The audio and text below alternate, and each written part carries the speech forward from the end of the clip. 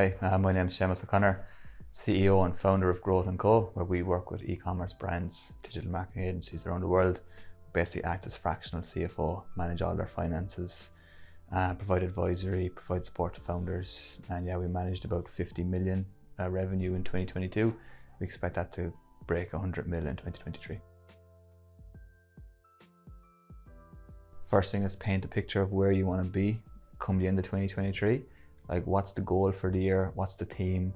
What are you trying to achieve this year? If you're just going with the flow, then you should go with the flow as water. You need to paint a picture, decide your goals, do a forecast for the full year. See what numbers you want to hit. Are you trying to acquire customers? Are you trying to make money? Factor in any macro impacts as well. Look at the advertising side. What strategies are you using? Stay close to your agency partners or your internal team. That'll be the first thing, paint a picture and have something to aim for. Second thing is get laser focused on margin and unit economics. Know for every unit you sell how much you're making.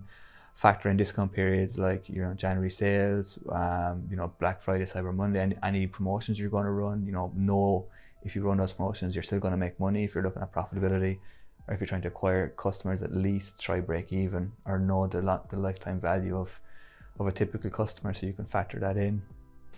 And then the second thing would be understand cash flow. Have a plan for the year, how much you're going to spend monthly in terms of advertising, when your stock orders are going to be, your revenue, and then you'll identify any, gaps or any shortfalls. Try then source funding well in advance so you have it set up, the likes of your Wayflyers, your banks, your credit lines. There's loads of options out there. You might want to go down the equity route if you're scaling. Just have a plan in place that you're not being reactive and you're being proactive, and you're just ready for what's to come throughout the year.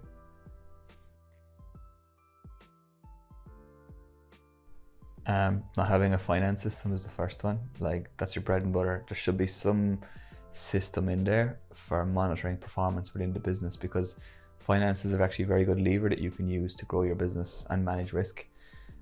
Not knowing your margins, not knowing your unit economics, from gross profits, so obviously your revenue minus your product cost, your fulfillment costs, your net shipping cost, your processing fees. Just knowing, like, every time you sell a product, how much are you making? And then understanding your other key ratios, so like your marketing efficiency ratio, your marketing spend as a percentage of revenue, your overheads, are you spending too much money in certain areas? Like, is your fulfillment cost too high? Like is your shipping fees or shipping rates too high? Are you selling into the right markets? And then the other thing I would say would be just risk management. So have you the right insurance in place? So like, a lot of brands don't have cyber insurance. If there's a leak, you're going to be in a spot of bother.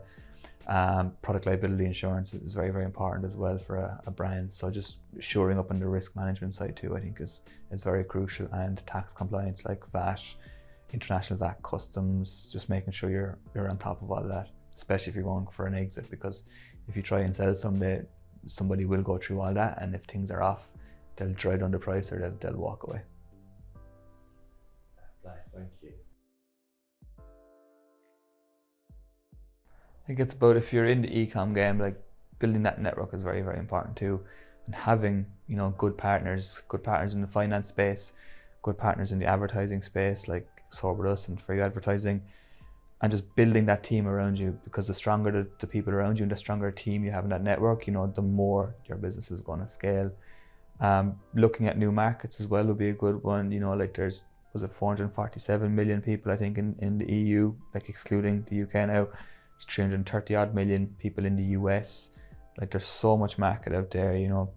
Find a market that's got a good product market fit, test it, get local experience, local knowledge, local influencers, local language ads, and just test and rinse and repeat and see what hits and double down on it, and what doesn't hit, move on.